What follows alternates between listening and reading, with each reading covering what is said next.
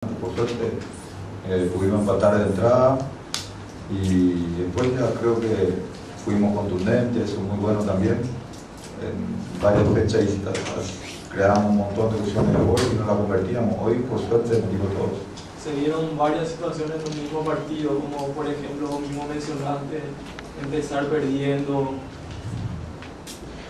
Y sí, por suerte había un partido que habíamos arrancado también perdiendo contra Sudamérica. El equipo tiene orden, el equipo sabe a qué juega, nunca renunció a su estilo de juego. Eso hace que el equipo en este momento sea fuerte. Cuando en la adversidad siempre pone pecho, tranquiliza bien, no se desordena y siempre sale con su objetivo porque intenta y juega. Y el tema de las variantes, profe, ahora se vio que hay un recambio también. Tranquiliza bastante, ya que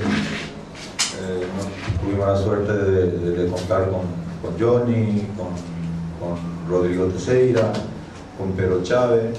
Hay un montón de jugadores que estamos teniendo afuera.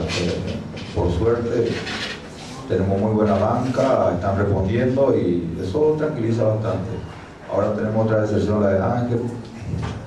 Por no obstante, tenemos días como para ir pensando en la recuperación de los otros muchachos y pensar en ese partido que va a ser difícil el domingo en Luque.